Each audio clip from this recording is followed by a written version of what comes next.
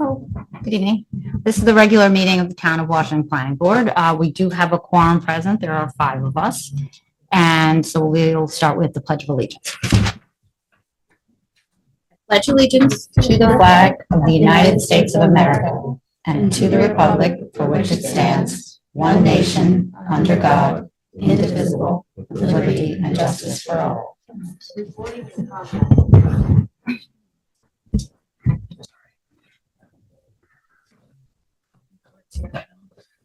So have the members received the minutes of the last meeting? And were there any corrections or changes? Can I have a motion to approve those minutes? Motion approved. Seconded? Second. All in favor? Aye. Aye. Thank you.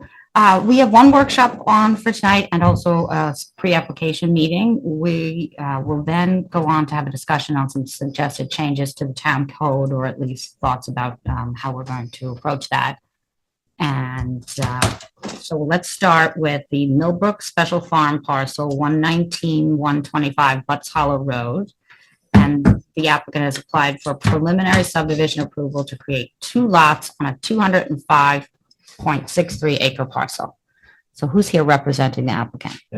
Hi, if you could come I'm forward. Brendan Johnson with Johnson Surveying. You could come up and, Yeah, I've been here before. sure, Sit. sit and we'll give you a microphone to make sure you're heard. Perfect. It's great.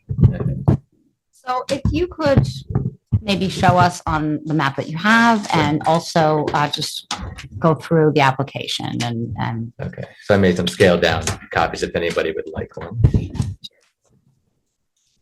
So essentially, you described it's not a very complicated project. So the current parcel now is 205 acres, and the owners would like to carve out a 21 and change acre parcel from that. thank you.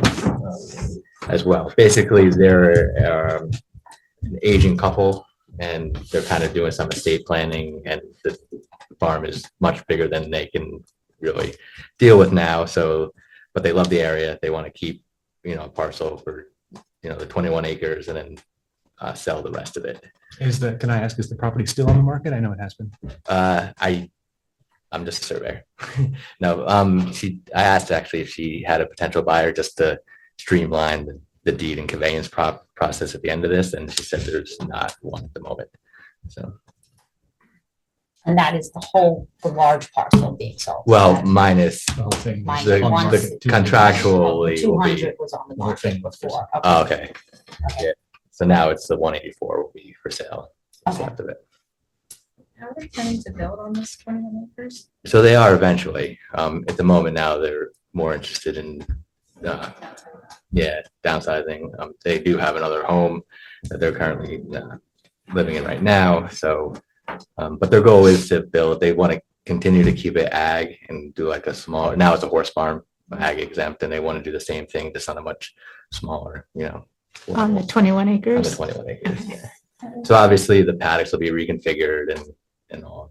And are there paddocks on this? They're not shown here. Yes. Yeah, Yeah, so they sorry, these are scaled down, so where are we? So, Oh, that's what that Yeah, is. so- Okay, I wasn't. And this is a paddock. Okay. I heard that's probably- great piece of property.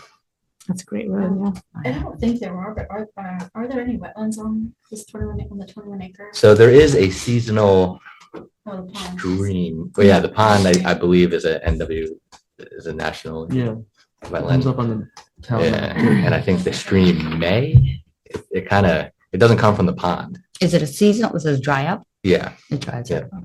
so when I did the survey, there was nothing in it. Is it a vernal pool? It's not a vernal pool. No, thankfully.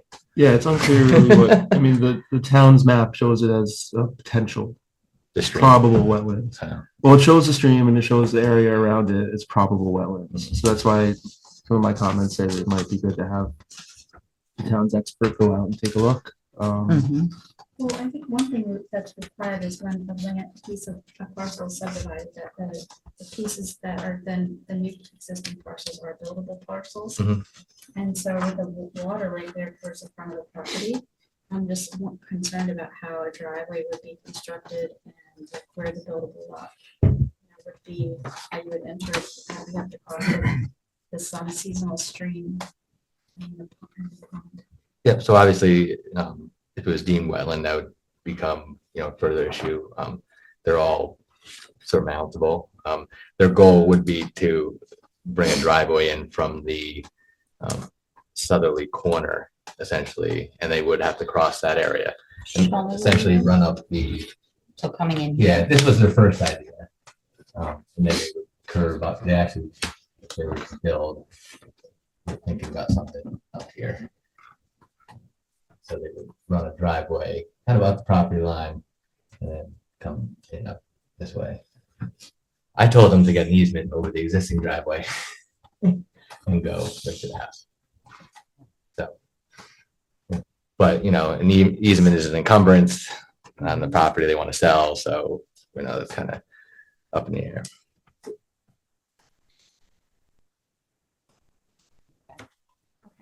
So, and we can certainly, reach out to someone to do feasibility as far as septic and wells, but 21 acres.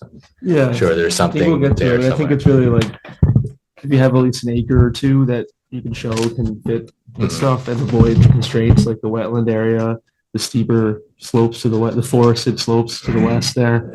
The scenic views. The scenic, has some yeah. issues as to. So we had some, the memo has yes. So the comment memo we have has a bunch of inserts from, or excerpts from the town's mapping for, just to help out to contextualize some of this stuff. So we can get into that if you want. Sure. Yes. Some of the Yeah, and comments. if you could go through your comments. that'd be great. Yeah, so I don't know if you've all had a chance to take a look at that. We can go through it one by one. I'll try to be as brief as I can with each thing, but, so the first comment was just seeing if they could explain a little bit more about the intent that seems to be, have been done, the applicant's looking to downsize here and sell the remaining 184 acres, it sounds like. A couple of minor comments on the application itself. The agricultural data statement requires the map showing other properties. The zoning designation on the plat was also, or in the application was listed as RS10, but it's RR10. Just minor cleanup, so they could just resubmit that for the file. That's comments 1 through 3. And then on procedural side of things, it does require a hearing as being a subdivision. It's in the code as a step in the process. It does meet the definition of a minor subdivision, which is because it's only proposing basically one new parcel. It's splitting one big parcel into two with the 184 remaining and the 21 acre new parcel. There doesn't seem to be a history of prior subdivision on this lot going back to 1989, like the code defines a minor subdivision qualifications for that. So, in our opinion, it meets that definition. And then further down, comment number 6 just gets into what your code says about certain things, minor subdivisions, minor lot line adjustments. The planning board does have the authority to grant waivers from certain informational and procedural requirements of the code. Pointing that out. Comment number 7 is about the subdivision code sections that we've been pretty familiar with on the other application that's in front of you right now, that deals with open space subdivisions, provisions about clustering, and stuff like that. That's, in my opinion, reading the code, and I think Joe would agree, that those provisions seem to apply to more conventional subdivisions and a minor subdivision like this. So, like, these are some of the things that could be considered to be waived as part of the process. So that's what comment 7 is getting into. Just noting that this is, any future construction here would be subject to going through a permit process with the building department. If there was any wetlands encroachment issues, there would be a wetland permit through this board. If there was any setback variances or other kinds of variances, the ZBA would be involved. It would go through seeker again. You're required to go through seeker now on this subdivision, but there's a chance it could come back, but there's no plans in front of you just yet. So, and it references a further comment about buildability, which we'll get to. So, on the plat itself, there's a few comments. Those are 8, 9, and 10, and 11. Right now, the existing plot of land is 205 acres. This subdivision plat is really just focusing on the area where the new lot's being created. They didn't do a survey of the entire 205 acres. I don't know if there's one available, but it's not, I guess, for the applicant, in your experience, the county doesn't necessarily require that you, when you file a subdivision, that you have the entire original property surveyed. Yeah, that's, I actually just filed one. It was only 50 acres and we kind of did the same thing.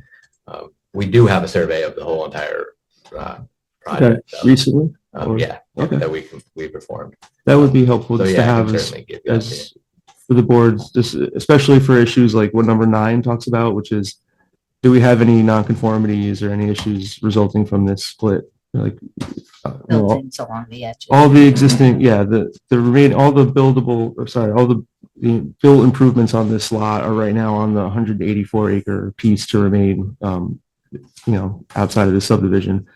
It's pretty far away from this 20 acre piece.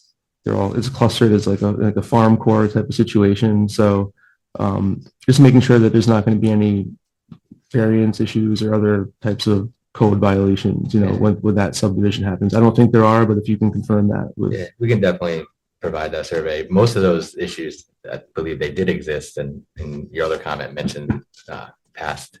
There was a lot line. Yeah, there's a adjustment. lot line Yeah. adjustment that kind of remedied any of those issues Okay. previously. So, Yeah. But I can submit the full survey. Okay. Same with number 10, just making sure there aren't any utilities or wells or septic that are going to be, that are connected to that core that are getting impacted by this subdivision. I believe they're not, Yeah, but everything is. yeah, just confirm that. So then comment 11 is about as was discussed, Nicole mentioned it, like the buildability of parcels. So there's no construction proposed at this time.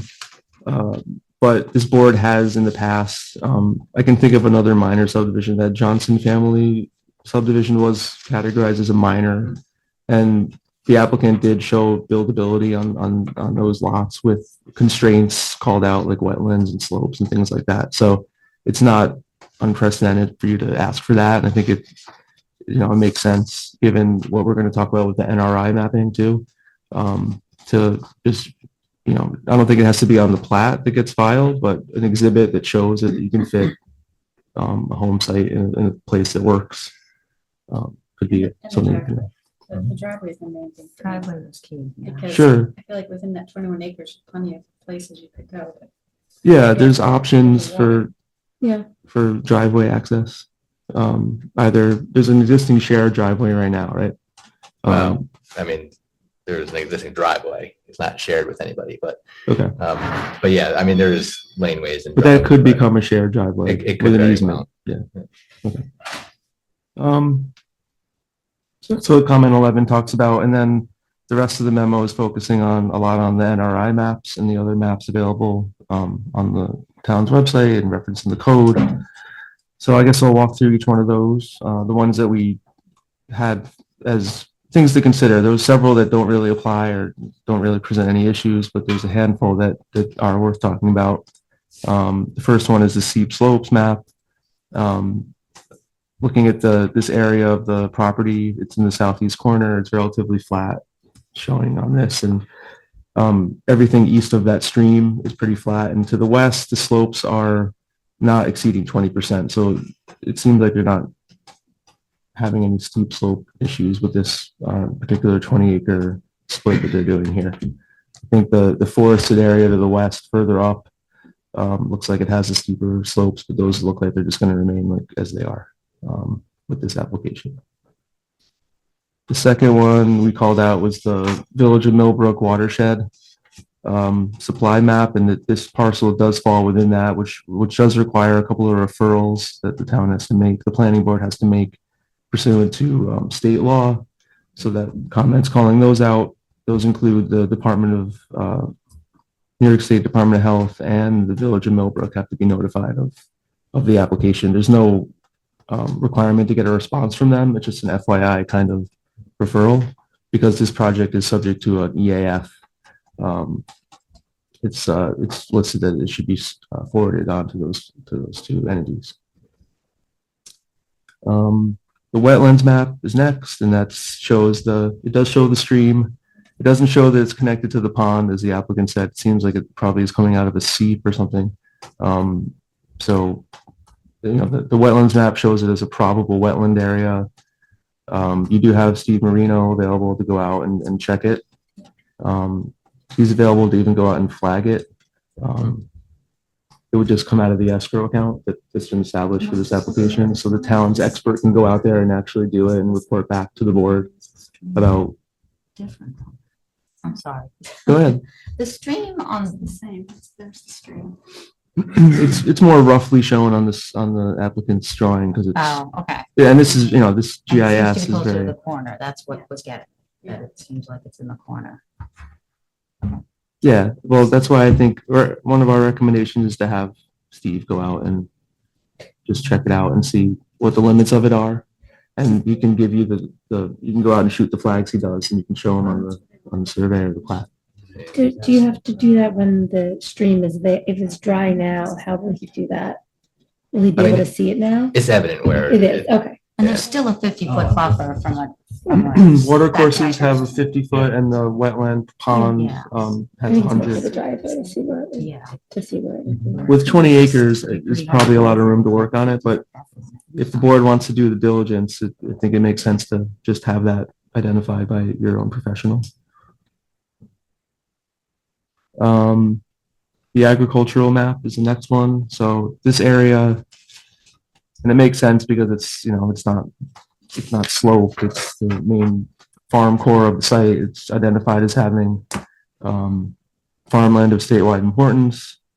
There's existing horse paddocks there fenced in. It sounds like the applicant's planning to keep doing some farm operations or agricultural activities, which is allowed under the zoning, and it's already getting the tax exemption. So adding a house and then having a 20-acre small farm, you know, it doesn't sound like they're going to change it to any kind of other use. So it's probably not an issue, but just pointing that out. And then the last one is the view sheds and buildable land map, which is not in the NRI. It's in the hospitality evaluation report that was done recently. And that does show Butts Hollow Road as scenic road. And it does have, this exhibit shows the yellow areas are buildable land and the orange are what's called buildable land within the scenic, within the view shed of scenic road. So, you know, in my looking at this, I feel like most of this new lot is in this yellow kind of characterization, which is buildable and not really impacting the view shed. And again, you know, if you can show us exactly where you think that might go and confirm that would help as well. Are there any kind of developed plans, even if they're preliminary, for the home they might build on that plot? I know they're in talk with an architect. I know I did a topographic survey of basically the whole entire parcel. But there's no there's like ideas, but there's nothing on paper. And But it's what's just a the couple, this right? is 10-acre zoning? Or Yes, 10, okay. So the other maps, you know, we looked at all of them and we really there wasn't anything else that it was worth flagging, including floodplains, stream habitats. There's no flags for important biodiversity areas, for large forests, regional forests. You know, we looked at all those. So what's in this memo, I think, are the key issues to think about. Then we go on to some recommended referrals. You have referred subdivisions to the county under General Municipal Law 239.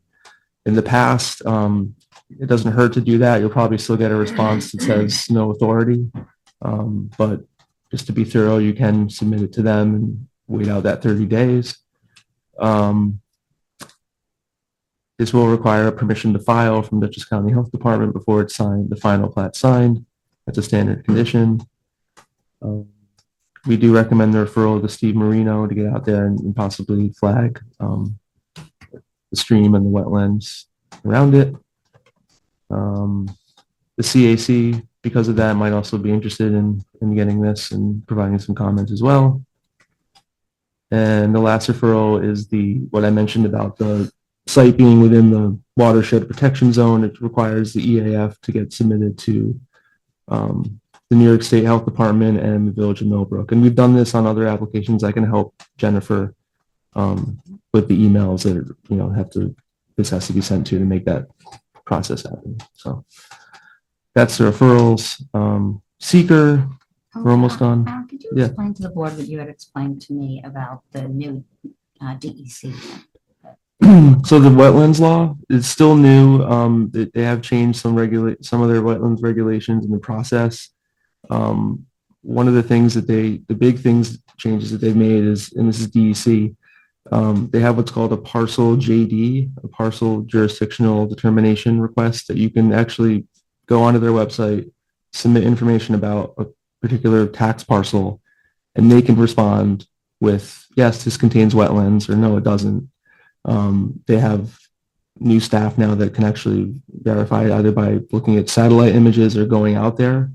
That response can take 90 days, I'm told. And the other option is if you have a professional that can go out and delineate, they can accept that as well. But, Is there a it's, cost associated with if you have the DEC go and do it? I don't believe there is. It's just time. Yeah, then I. Yeah, No cost. yeah, it's a lot of time. Sorry, Roger. No, it's fine. So Yeah, if we ask Steve Marino to do this, then he can let them know. yeah. As a wetlands expert, he can delineate this, and it would be something that I think DEC would accept. But honestly, Steve is probably more in tune with all these regulations and what it means for an application like this.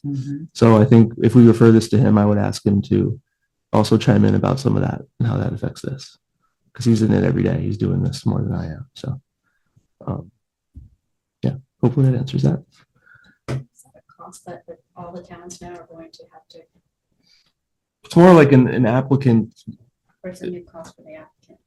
Yeah, if the DEC says, yes, you have wetlands on the site, they're going to want to make sure that the municipality is aware that everything gets. The More applicant than either waits 90 days. Yeah. And has the state do it, or they pay. I don't even think the 90 days means the state will do it. They'll just get back to you and say, yes, you have them, like based on just their kind of look at like data and maps. And I don't think that even includes them going out. But you really have to decide early on. Yeah. At the beginning of an application, whether you're going to ask them to do it at that stage, or even if you don't think you have wetlands, you hire the wetlands expert to say you don't, to get things moving quicker. That's how I see it. Like, that's a cost that almost in every application, Mhm. you have to have a wetlands person go out and look at. Right. Mhm. Yeah, it's going to be a lot of, I mean, we always start with the DEC, DAF mapper, and that gets you started, and then kind of, yeah, but they're changing that now. No, I know. They have a new, at least it's a start, and Yeah. then if it's pushing you in that direction, then you kind of know where If you you're did it you're Before heading. you submitted an application, it could be helpful.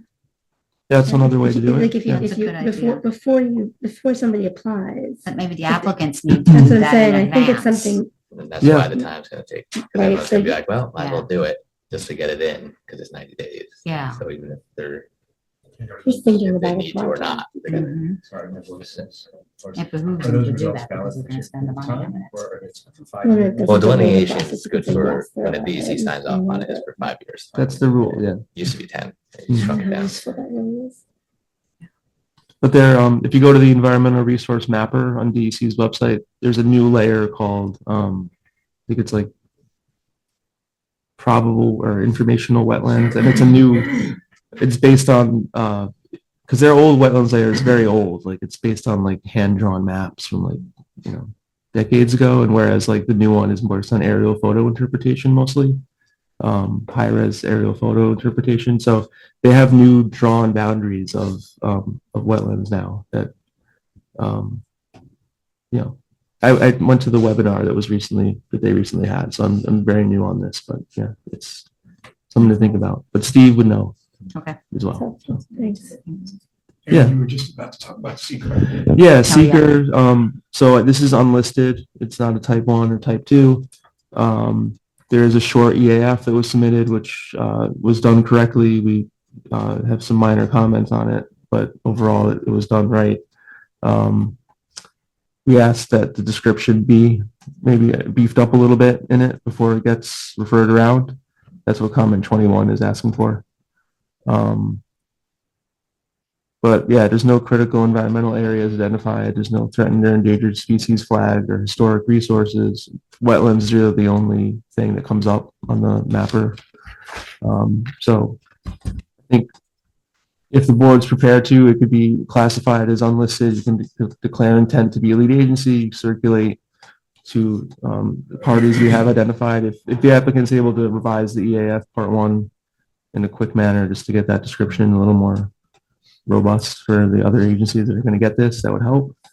But we identified 4 referrals as interested agencies, not necessarily involved, but interested.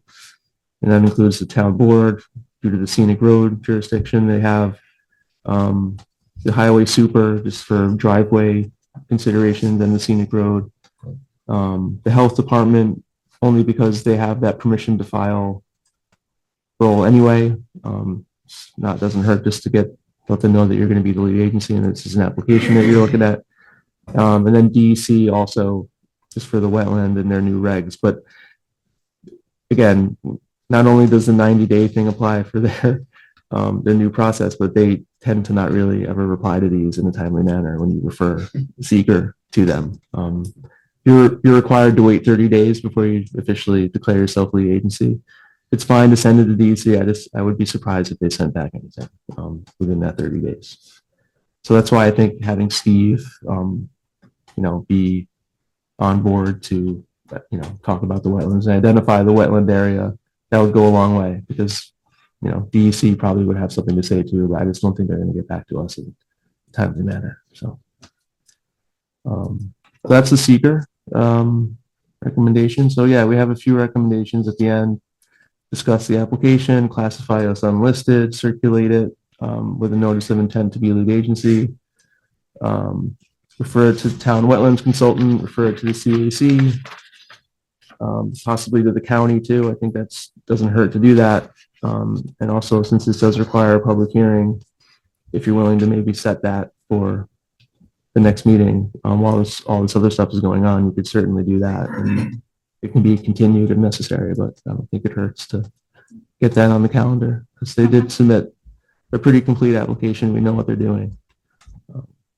Can we do the secret part if we have to wait on lead agency? Is that something we could do? You mean like a negative declaration, classify a it. determination of significance, or Do that even if- you should wait out the 30-day for any responses on lead agency.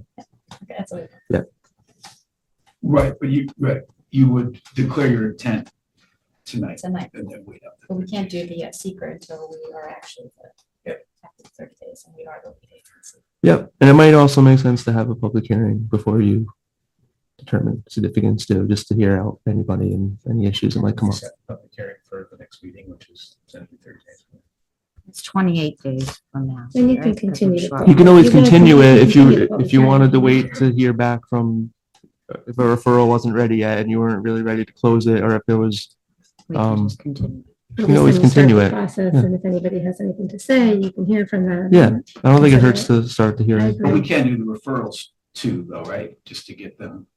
Yeah, We they should definitely do If we all declare those intent referrals to can be start lead Yeah, off for agency, sure. we can start them. as early as tomorrow. I can get in touch with Jennifer and we can start coordinating what has to go out. I mean, I do think it might be helpful, to the extent that there are plans, even if it's not required, just to see where they're thinking in terms of the driveway. Well, I If they can- already exist, it might be helpful to see it. I mean, I know of an idea of where, so I can put a generic house box, generic driveway. I think that's fine. It's helpful So- to see where kind of. Especially because there are a lot of constraints with the with the wetlands, with the scenic road, with the, I think it would be helpful for us to see, okay, the plan is to put it in X. Hmm. Because once we do this, they go to the building department and the only constraint the building department has is the wetlands. That's the only time they send them to us again. That's true. So unless we say where this house is gonna be, this house could be anywhere except in the wetland. Well, I mean, they still have to meet all the code and. yeah, they could also put it on one of the horse paddock areas that's there now. It's pretty flat. We certainly don't want to have, draw a square in and then that's approved. And then they change their mind and I don't want to have to like resubmit and come back here. And, as long as all the codes are met and, they do what they're supposed to do through the building. Then, Maybe they could show options of where more than one. Yeah, I maybe. mean, I that- wouldn't put anything on a map to be filed, obviously, just something for reference. Why not? Because then we're like held to it. Well, that's what I've said. Like, but That's what we I'm don't, they don't suggesting. want to design and do engineering and all that at this time. They just want to carve out the 21 acre parcel and sell the other one. So, It doesn't sound like they're very far down the road on a plan to build anything. If they don't. But I don't think Yeah. we need a house plan to say that we don't want it in view of the scenic road here, or while there's 21 acres to choose from. There are things, well, like- yeah. I mean, they'll have to meet all the constraints. I think. but if that's not a if you use- constraint. If you use the maps that I provided in the memo as a base for like the constraints that the board's interested in considering, and you present a couple options, I think that would help. No constraints because it's a scenic road. Yeah, Well, I Very mean, much so. He also, It's an exceptionally beautiful festival. absolutely. I think, Yeah. I just wanted to My make sure parents because in the lived on the past we road. have not done this. when Yeah. people- So he we have also not mentioned that- constrained it to- he also mentioned that the NRA map shows that the bulk of this parcel is in a buildable. The scenic view Almost shows all of map. it is Yeah. built. yeah, So their idea, if they were to put it up here, I don't know if you've ever driven, I mean, you've driven by I here, don't, right? I don't know, So- really know this. I have to Yeah, go so by and look. there's- So it's like, their idea is to tuck it back in here, because where they can't really, there's like no view this way, there's, it does drop down and then it rises back up across the way. So like, they have a little bit of a view coming down this way. But as far as when you drive by, there's a tree line here, there's a tree line there, that's a little low, then the tree line up here. So really, when you're driving by, you do notice the paddocks and then the farm, like you see the houses up here and the barns and everything. But you don't really, you have to kind of like go look backwards. Unless you're driving. Yeah, then when you're driving the other way, it's kind of it'll be hidden by the tree line up here. Until you get to a certain point. I see what- But that's if the house is where That's if you're they- saying. Yeah, I mean, that there. was their goal, I believe, to put it up in that little nook. But, if it's, that's all right, but I'm saying like, as long as it's within like the buildable area, I don't, but if we do put it up here and then it's approved and then they're like, oh, well, let's, like, maybe we want to put it down here or something, then, But wouldn't now Board of maybe Health, be a Board- good Board time of Health to and- decide where they I don't want think to they're put the house? they're right there. Like they're really concerned about downsizing. I don't know if you know the Ellenbergs. Yeah. They're not young people, and actually Shepherd was in the hospital last week, so they're kind I'm of surprised they're doing all this. but They're very elderly. I can understand. Oh, why really? they're- I understand why they're doing it. Yeah, Yeah, absolutely. so, but Yeah. it's it's like a a lot. state Something planning, to focus on, right? and they may very well never build. Mhm. They may sell the parcel. Yeah. They may sell both parcels. That's right, because the other one, I the just big think they're parcel's very been on the anxious market for a very long doing time. a bunch of planning. Mhm. I mean, she has like a bunch of ideas, but I know, talking to the attorney and her and everything, it's really about the rest of the Selling the parcel. I think what you had proposed was for me and showing kind of generally so we can see where the driveway is. I think that would be useful. I liked your idea of the common driveway, even though it is an easement. And that's, one of the things we have to consider is driveways. And so I think that would be useful to see because I mean, the Agree. common driveway I know it's an encumbrance, but it might also be like a really good plan if the other driveway isn't feasible. I don't think the other driveway is feasible because of the water, the wetland there. Well, Along the it all southeast corner. depends. It'll depend, I suppose, what Marino says. Well, it's on the map though. But so I was actually going to do some research into this. I'm not utterly prepared. Being, an ag and a farm, like, and isn't there permitting processes to actually to cross streams via culverts or, bridge work or? But this is to build a residence. Yeah. Well, Oh, no, I mean, I've seen culverts go over streams. If it's not if it's not, DC wetland and doesn't, if it falls under the Army Corps jurisdiction, there's permits that are required for crossing the waters of the It would US. be a wetland application. Yeah. Yeah, or it would be a wetland permit if you need. Trust if me, you're I'm trying gonna- to talk them out of it. Like, they have. Yeah, that would be a about lot. blowing up that. But I guess, Yeah. I think that's why it would be helpful for you to show that to us so we can Yeah. have, a discussion and that might be Yeah, helpful and I know to it's not the you. best map, but this scenic roads map, like, just looking at where you're talking about it now, I think it's kind of up against the orange there, which is like, part of this buildable that's within the view shed. So what is the orange again? It's buildable, but Buildable, It's in the um, view shed, so the orange area is identified as buildable land within view shed of scenic roads, whereas the yellow is just buildable land. That's how it's defined in the legend of the map. I so have what's a the question. difference? So yellow would be better because it's Better. not within the Yeah. view shed. Yeah, but you can still build an orange. So I have a question, if the sub gets subdivided, and, we talk about where a buildable lot might be, but then they don't end up building on it, and then they sell it to somebody else, does somebody else go through this process again, or does the, It would be already subdivided. The other person could build a house on it. no, but I Unless they mean, needed a wetland permit. so, But they still have to get Board of Health approval. right, That but wouldn't so come to us. they wouldn't have to, so this would be, let's just assume this got subdivided, but then they didn't build on it, but Mhm. then somebody else buys it, they don't have to go through this process again? No, it's created Unless- lot. Unless they need. It runs a with the wetlands property, whatever we. Unless Right, there's that's anything right. that triggers the ZBA or planning board to look at it.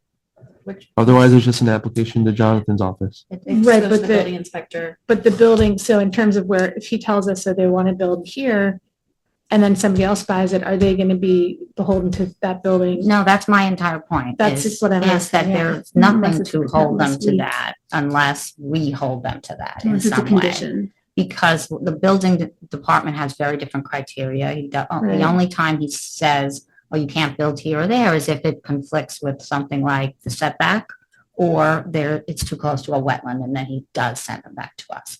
But other than that, it would be freely And the view open. shed is not something that the building department? Not at No. all. Okay. So that's why I'm raising And that. if they use the current driveway, let's say it is sold, both these, and there's an easement that they have that shared driveway, they would be avoiding all the wetland, and so I can't imagine any reason that. It wouldn't be Yeah. coming to us. So the subdivision has to sort of, that's why you're asking about outlining the building envelope, because this is the only view chance shed. to do that is when you Exactly. grant the subdivision. Got it, okay. I mean, could you, I know this is a little ways down, but could you say something, could it be put in there that they would not build in the view shed? I mean, Yeah. Are we allowed? Is that code though? We are allowed to do that, Yeah. yes. Okay, I don't know. That's why I'm We are asking. It's in allowed. the scenic So- road designation. So Yeah. even though the town mapping said it's buildable, but in the view shed, use the board can say you can't build in it? Yeah, it's a separate provision of the code with respect to Okay. scenic roads. Okay. Because it's a scenic road. If it wasn't a scenic road, it wouldn't be. Is there any like actual GIS data on the view shed besides these mappings or something that I can, overlay or? That's a really good question. Yeah, I don't know. Because if the town I would like works to know with where that line is. Cornell on these maps, right? Mostly, I think. I don't know who. Through Yeah, Cornell? if the data is available, it would be, Through Cornell. or through someone on the town board. Some of the town maps, Like a shape file or where or the, like, the NRI maps have, don't they have? They're some- just really high resolution PDFs. This map isn't one of the NRI maps. It was actually from the hospitality evaluation report. That's that- where I've seen it. Yeah. Yeah, so, and that's And it's a something that high-res was, I PDF. thought those use the NRI. it's not as high res as the NRI As the maps that NRI. are on Those use the NRI. site. Okay. So I think it might be worth, Use the NRI. I mean, that report was commissioned by the town board. I wasn't involved in that process, but Not possible. there's a chance maybe the town board can have the consultant that helped prepare that, share the files. I don't know if that's possible. Worth asking. That'd be kind of important. I think with I that. agree. Yes. I agree. Yeah. So, I wish I yeah. could give you a definitive answer. on yeah, no, that. I know you can't tell. I mean, It's hard to I mean, tell from I mean, this. and the good news part, like, there's a lot But of that space, gray- I think, Yeah. to build within. I think there's So I'm a looking ton of land here that works. I can zoom in. It's going to be very blurry, but if you look at my screen Turn them here, into a 1 acre square. We could. We could do a We could much say- larger They can't area. build in the view shed. Right, which obviously then has to so be this gray, refined. Yeah. this shading But of the gray map is like shows this it's really pretty steep slopes. Yeah. Excuse me. And what was where that is this at? map? Yeah, so I'm looking at, this is the zoomed in version of that, of this scenic roads map, right? The Yeah. gray here is like the really steep slopes. So the orange and yellow that's like below that is still, I think, kind of in play with this 20 acres. It's just hard to tell because we're so far out, but there's a chance that what they're talking about for a house is within the orange. And the orange is the view shed. Yes. Yeah. The yellow is buildable, not in the view shed. Got So it it. would be, they would build in the yellow anywhere in the yellow. Yeah, I don't know how this was made, like, I wasn't involved in that report, so. Is it something a planning board could request of the town board, or is that something the applicant would request? Because we're gonna need that. over. I mean, We are I think going, this is one of the things that maybe we should, Work out with the town, because. I don't know if the town's gonna be comfortable giving away proprietary GIS shapefiles that are manipulatable, if you will, to private applicants to do whatever they how, want. Yeah. how else are we supposed to use that? I think It's What they do you- do what do you mean? information What do you too, mean? yeah. Aaron, what do you mean? I mean, if you give a shapefile to anybody, they can change it. Yeah. And to I their don't own know what a needs. shapefile is. It's what's the layers that go into making these maps. Like this yellow is its own shapefile. Like if you click on it, it appears. You can add it to a GIS map because it's its own. Maybe we just. But ask maybe them we to run put that- onto that parcel for us. Because obviously that detail is gonna be required. It would be helpful. Because I We don't only think, I can don't think make it would be that fair to ask to ruling. put a constraint without, Yeah. Great. Without also don't- showing where it is. yeah. I- Well, I think I Start would by- think, you're saying that they wouldn't want to share that because it can be manipulated. Yeah. But lots of things can be manipulated and we Right. still share them. We run the risk that one bad actor manipulates them, but the town would still have its own.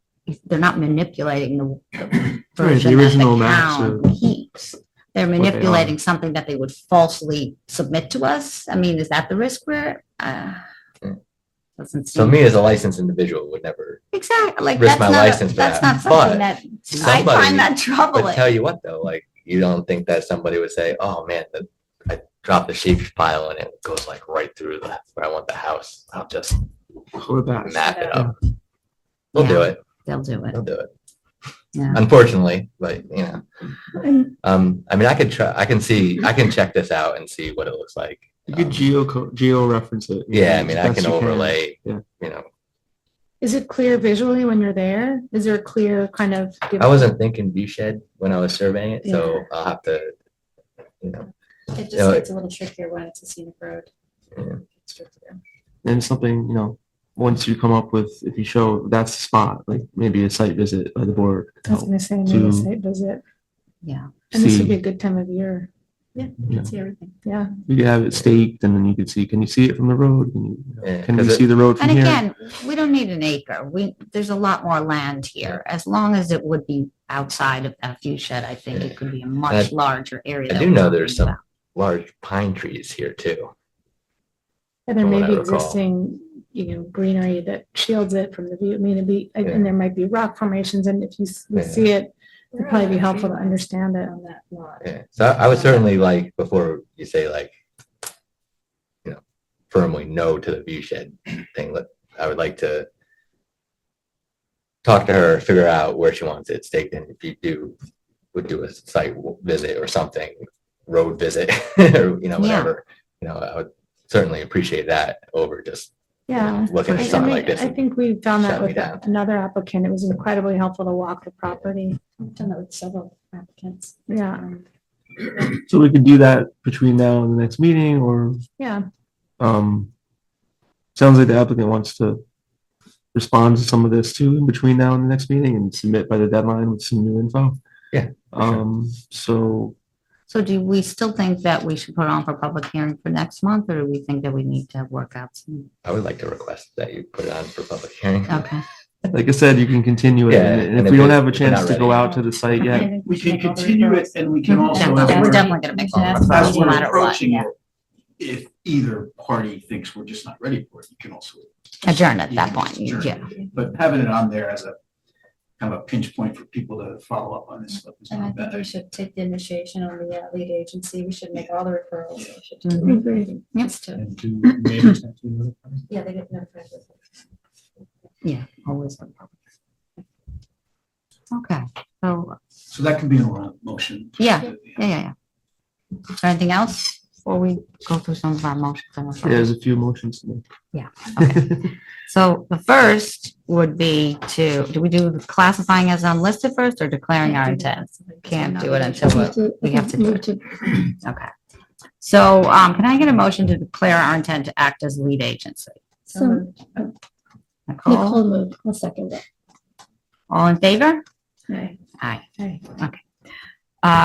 So we need to then circulate a notice of intent to be lead agency with application materials to the following agencies: Town of Washington Highway Department, Dutchess County Health Department, and how are we going, question about the DEC? Are we notifying them? Or are we waiting and talking to, I think you can still refer it. I but- can still refer and we'll see. Okay. Yeah, we can And have also to Steve's- New York State DEC Region 3. Correct? Yep. And I don't need a motion to do that. We're just doing that. That's separate. That's separate from the Yeah. agency. And then we're also going to refer the application to Steve Marino as the town's wetland consultant and to the CAC for review and comment. Then we need to refer it to the New York State Department of Health and the Village of Millbrook because it's within the village's watershed protection zone. And finally, referring to county planning. Do I need to specify which section we're doing it under, 239N or 239M3? I think it would be M3. M3. So pursuant to GML 239M36, I believe it is. Yes. Okay. Finally then, can I get a motion to schedule a public hearing for March 4th next month on this? Second? All in favor? Aye. Great. Okay. Did you actually do a motion on lead agency? Intent Yes. declaring. Intent intent? to, that was our first You question. did, I couldn't remember, it Yeah. was just a referral. Okay. Yeah, did all that. Yep. Okay, so we're all set. And you're gonna get us the follow-up materials.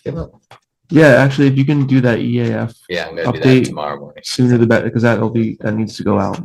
So, Do that and then I'll send off the full survey as well, and then we'll cross over those other things off. So I'll talk to the Ellenbergs and we'll stake the house out and kind of figure it out and then figure out that. and we'll put Steve Marino in touch with you about Yeah. visiting the site too, if he's able to do that. How do we go about scheduling the site visit? Well, like, we have to wait, you'll have to talk to your clients and Yeah, we'll stake. maybe stake out, but first you Yeah. need the map, a better map, correct? Of where this view shed area is, or? Yeah, so that's gonna be my mission tomorrow. See how that goes. But but I'm probably I will talk to them and I'll probably stake the house where they would like it, Okay, and then and we'll go from there. that's- Yeah. yeah, I see think what you that's guys smart. think about it, Yeah. and then That makes Mhm. sense. I think we get more information before we get out on the site visit. One from the applicant and two also from Steve. Yeah. Yeah. There might be things we want to look at specifically that called out by him, or once we know where. Great idea.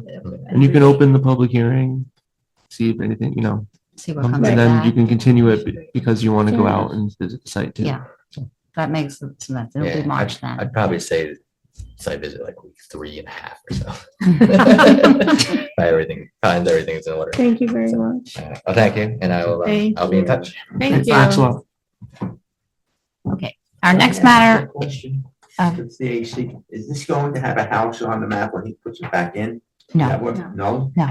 They're not at the point where they're gonna build. no, So, They just want to subdivide the land. that's what I thought. that's the They're not- application. Not building, they're not applying to build anything. But he's going to get back to us about buildable areas. But right now, you're getting, Potential, the maximum you're getting a buildable referral. area so that we can then evaluate. He's look- probably, not It's gonna work. immediately, no, that you're going to get the map, you're going to get the maps that exist now, which Yeah, do not have that on it. And because it's being referred to the yeah, CAC that's why I'm tomorrow. asking the question. Mhm. How do we evaluate if we don't know where the buildings are going to be and so on, and the disturbances?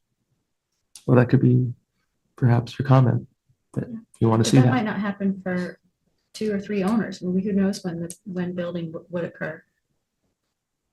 So You can- so if the board decides that there's a view shed area that they don't want us to build in, we can delineate that on the map and create a non-buildable area, leaving the rest of the lot buildable. That way, that can be determined, and then we don't have to go through the whole engineering design process, choose a house site, get Board of Health approval. Now, Right, it's less worth it, and yes. 3 owners down the road. For now, the CAC just has to deal with the application that we have for now. That's the answer. And you'll have to take that back to the CAC, and I'm sure they're But going you to know. will what- at least designate areas where you can't build. I mean, Somebody will. That's, somebody will. that's what I was asking before. And that's how, how do we evaluate them?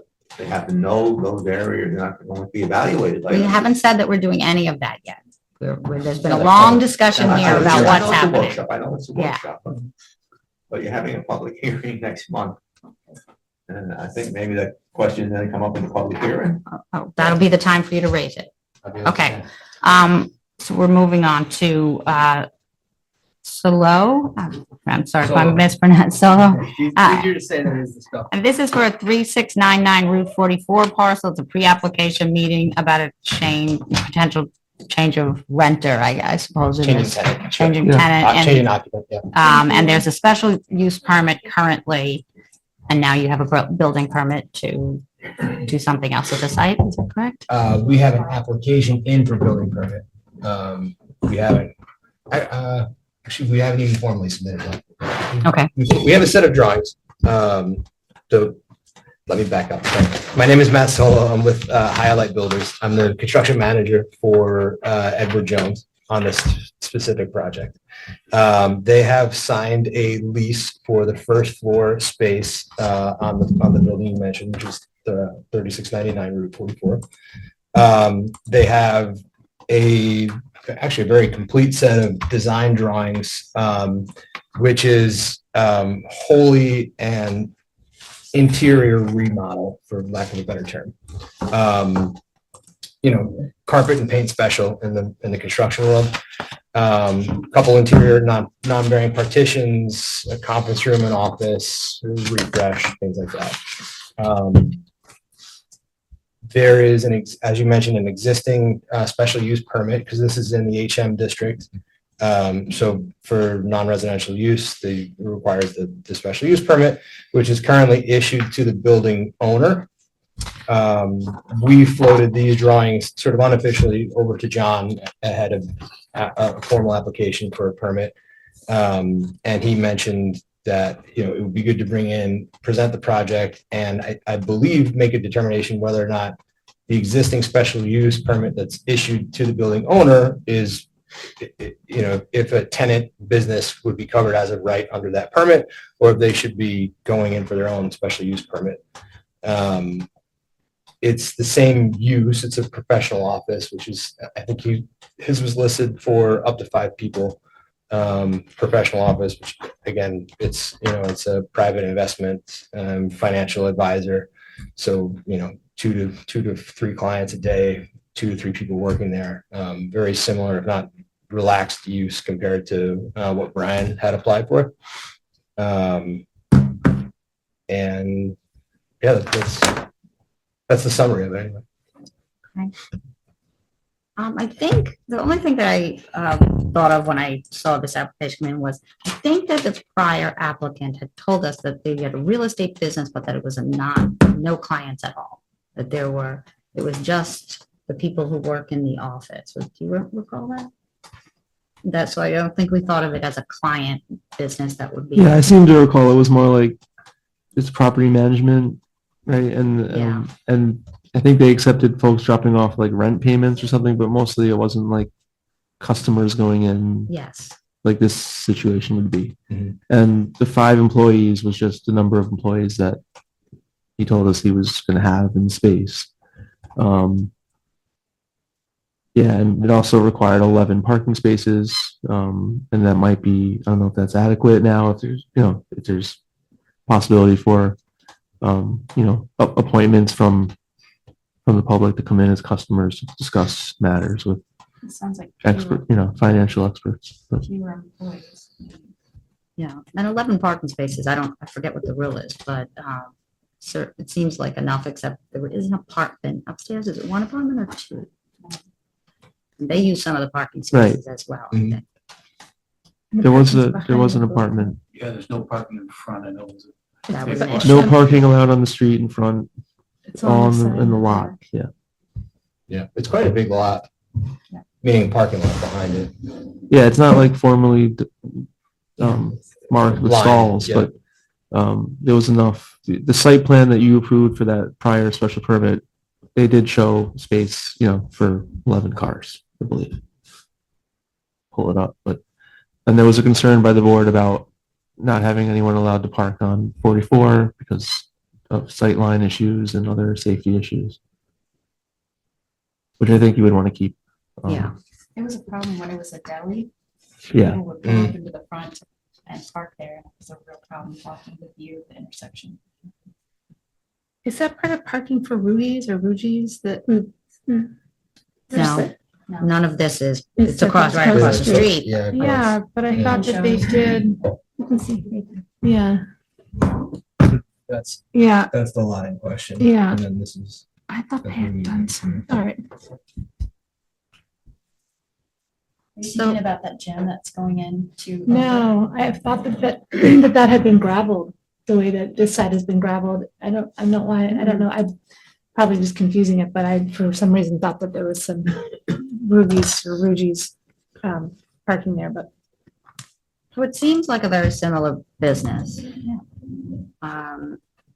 Our prior special use permit said real estate office. I don't know how constricting that is when we Professional services.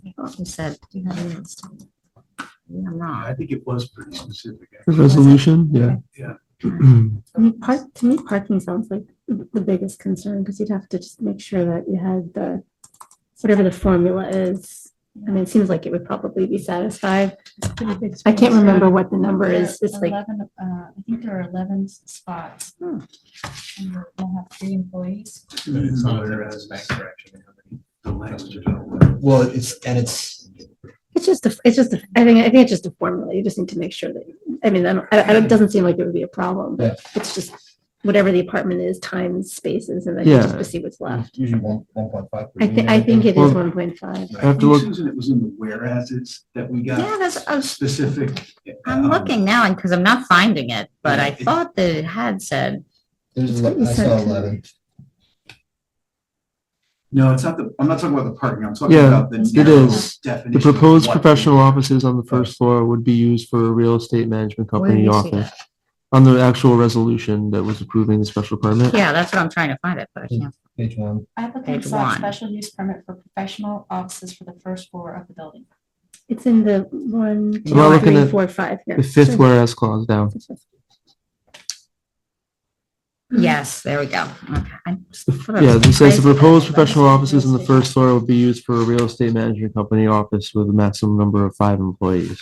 So it's pretty specific. So is and that's that a what problem? was- Like, do we then need to do a new special use permit because the use has I changed? think so. Okay. And It amended, actually, we didn't amend it? so- yeah, I mean, you could do, I think it actually protects you as well, in case, I mean, the tenancy ever changes again, you want to take a little leeway in terms of professional offices. Mhm. And I think the only thing you'd want to revisit potentially is the parking. It's in the same category of use, but the whole reason this is a special permitted use is because you may want to look at specific incidents that related to the use. So if you think the parking would need to be tweaked, you might want to change something substantive in the resolution. So I think it makes sense to at least amend the special permit to maybe more broadly include professional offices generally.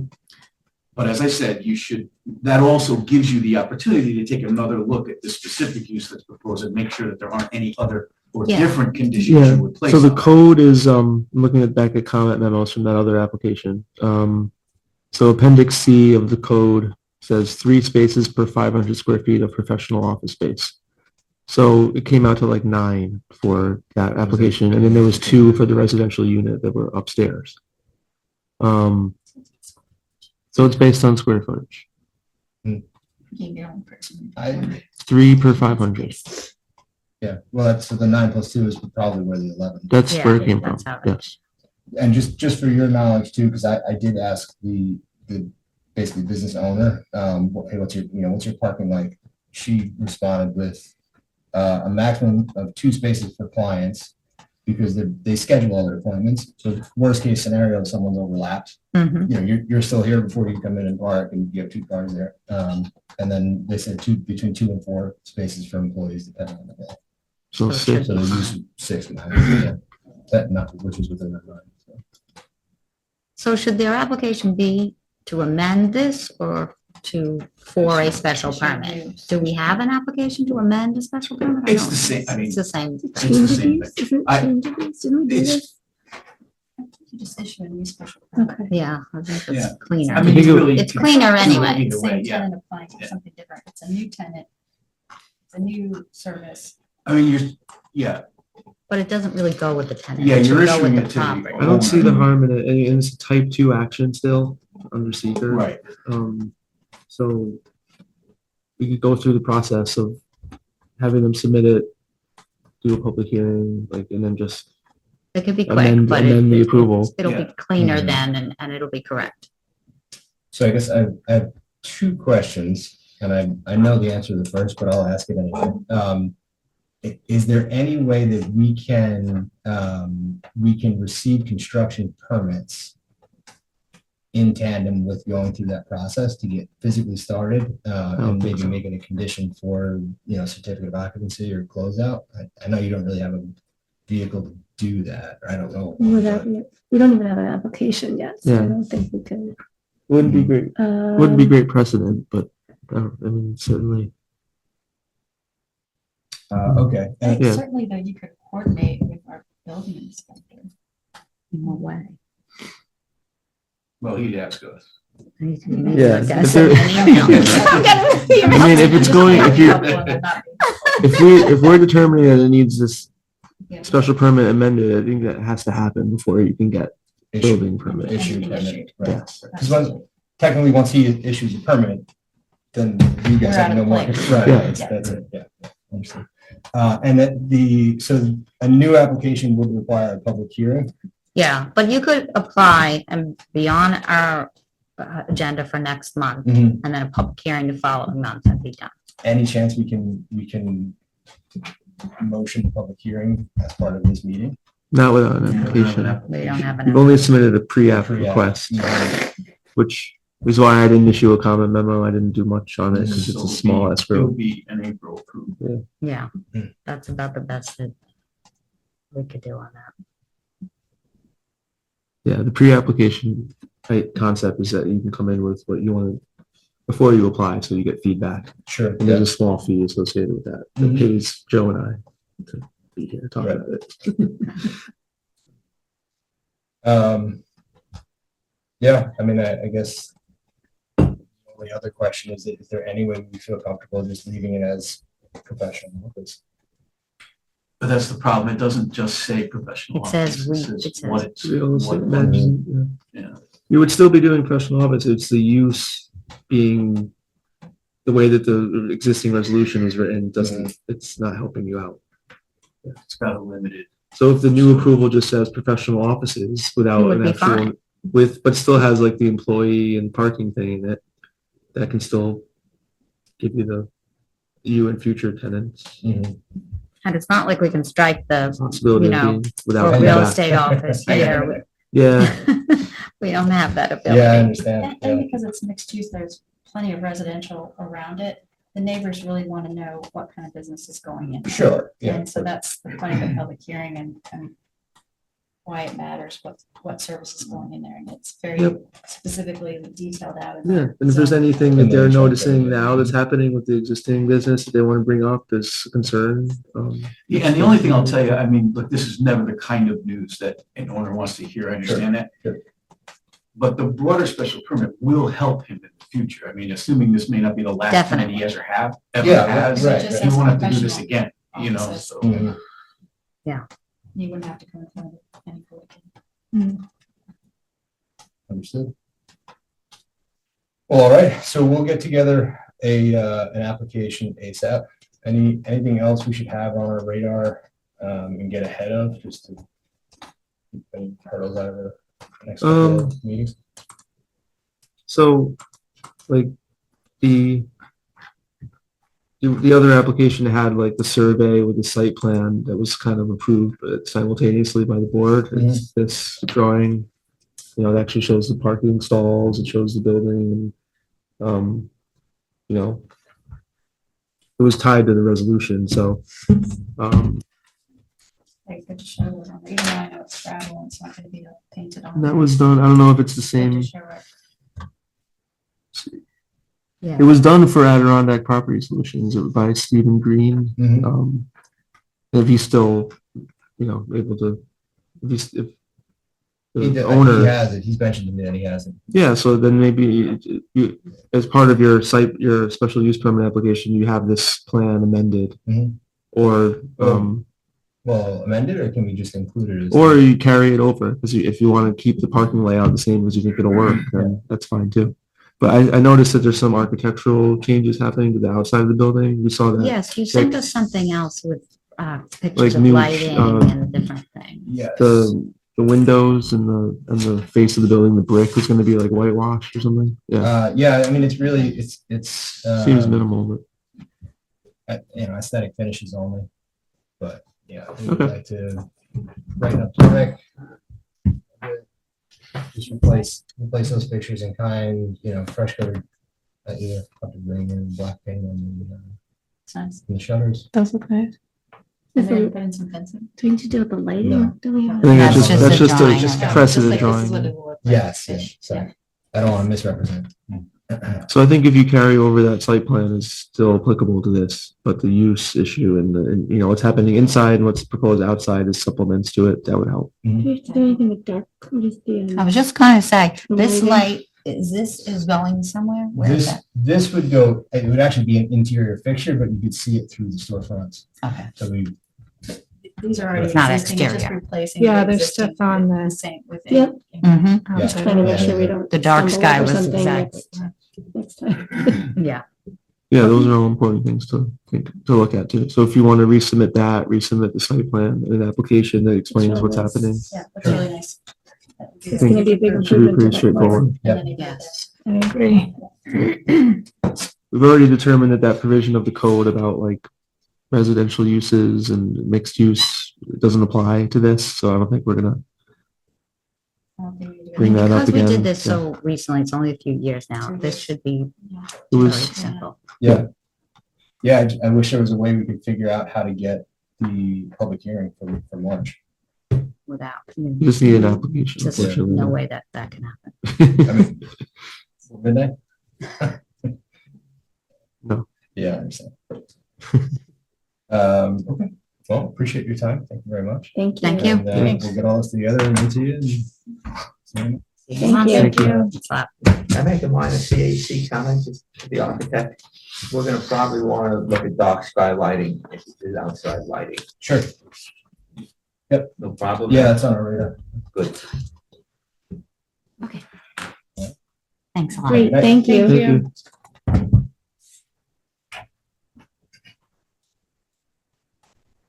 The only other thing I had on the agenda was we had spoken during one of our conversations with Joe about the fact that sometimes our code doesn't really conform to what the people said they wanted in the comprehensive plan. And Joe suggested that it might be something that the planning board might want to do is to talk to the town board about potential changes that could bring those two closer. And so we put this on the agenda as maybe a starting point or just figuring out how we go about making some of that happen. So my thought initially was just to maybe create a little subcommittee or maybe see if there was somebody from the CAC who might want to work on this, potentially with somebody from our board that could come up with, could look through both of those and maybe see where we could make some changes in the zoning code. Trying to think who had the position before Leslie Heaney had it. It was basically the town board's representative to the zoning board and the planning board. They would come to the meetings and then keep them abreast of what was going on and provide any input that could. Wasn't it Al DeBonis? There was somebody between Al DeBonis and Leslie. I can't remember who it was, but Al DeBonis did it for a while. Maybe Joe, It might have been Joe. because he took Al's spot. Yeah, I think it was Joe, and then Leslie took over after, but for a while, there were a number of things like that. It was kind of a running list of things where we found there was a lot of gray or there was conflicting recommendation, and we had kind of a running tab, and then I don't know, it was like once a quarter, then that person took it to the town board. And Leslie was doing that, and then there was a whole little subcommittee of people working on making those change, trying to make those changes. I don't know that has ever crossed the finish line in the whole zoning. I don't think that it did. But I think what we were talking about was a little bit broader than some of those disconnects in the code, was maybe things between, certain areas. We're saying that we want a community where, I mean, I'm not saying that, but the community has spoken and saying that it wants to continue the rural character. And that is one of the overarching things that came out of the comprehensive plan.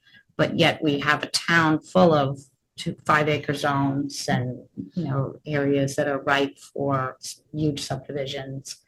And so that was kind of the thought, was how can we approach those issues? Those issues. Or she's like tonight, right, where, Yeah. You have scenic roads, scenic vistas, and, even really experienced surveyors don't know that that's part of the analysis that they have to go through. And so But because Yeah. also they don't it's not have that to, clear in, they don't have to go through it if they just have a lot that's a buildable lot. That's the thing that I brought up tonight, that once it leaves us, Yeah. and the building department has no mandate to look at any of that. Right, there's nowhere in our code that it says you have to protect a view shed. Yeah. What Or the- that it even has to be considered by the building department when that comes. They and don't there's have it. reason Scenic that roads the are the scenic only, yeah. road was designated as a scenic road because people recognize that it's something special. But the code doesn't get really specific about how that affects the Right. development. And actually, if you really read the scenic road provisions carefully, and I have a feeling this isn't entirely what was meant, but if you read it carefully, it really talks about improvements and changes to the road. And that gets a little fuzzy in terms of just anything that's going to affect what you see as you drive down the road.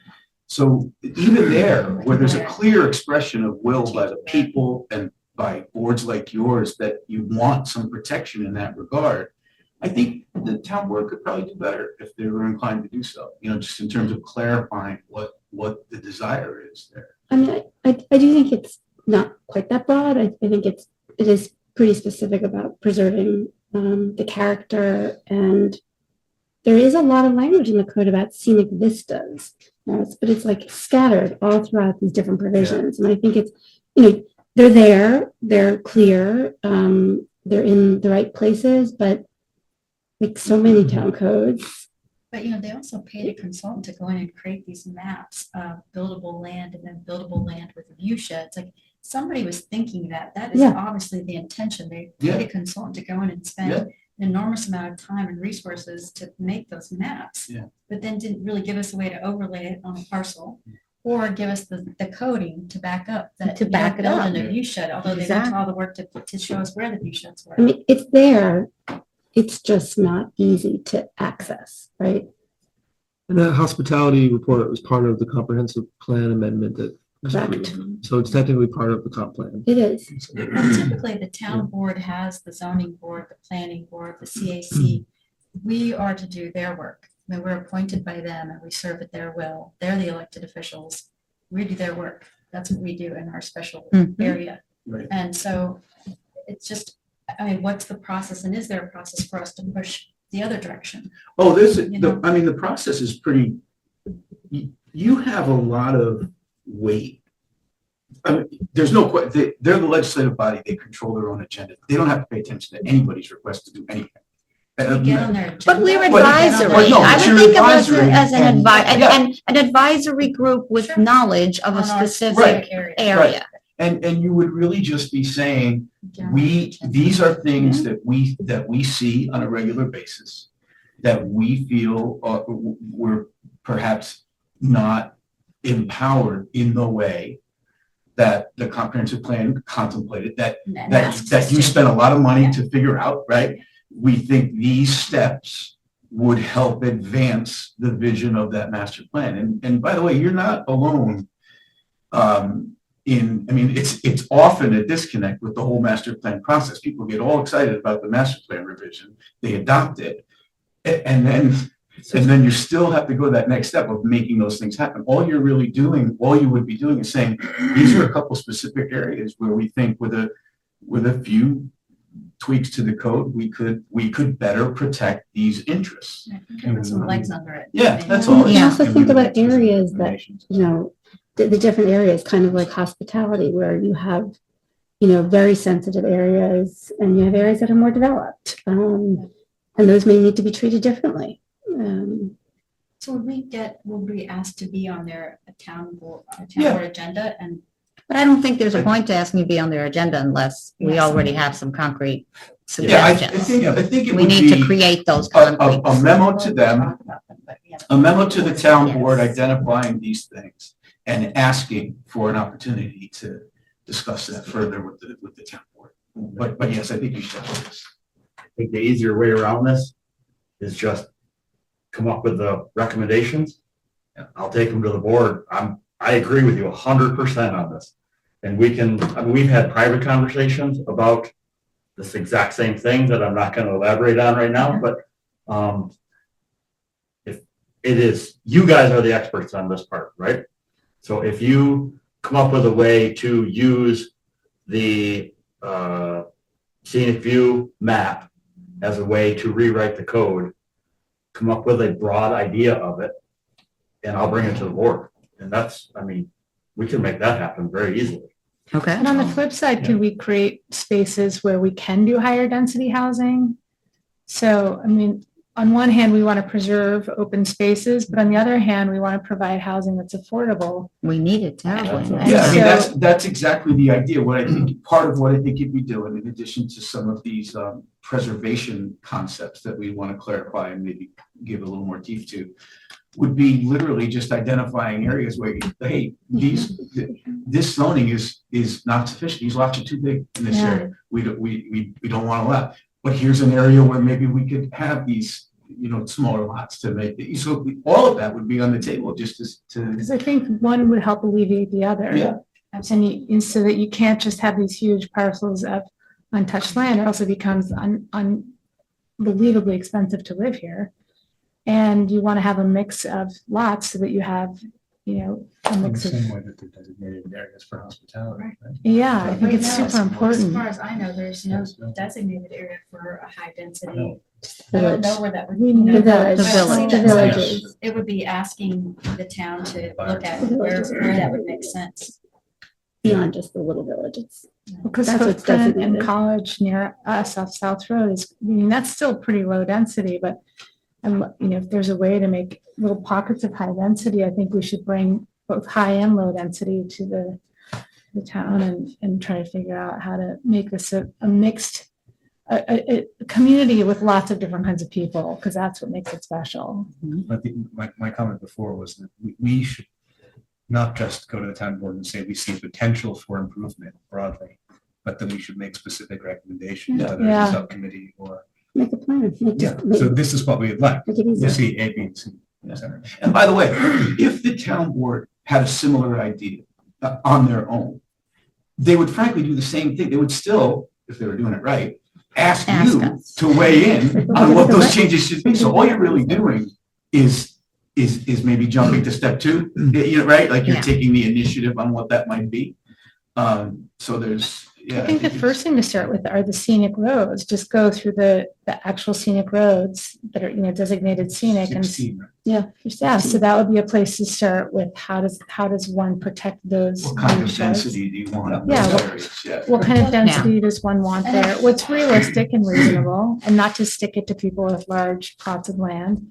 And then go on the opposite side and look at areas closer to the village and see, are there areas where we can do higher density housing? Are there areas we can decrease the zoning? And so I think if we go with very specific roads, I mean, it's a tenable thing to do big and small, and we can start there. I think those are, in my mind, two separate issues. The scenic road situation about building and the view shed.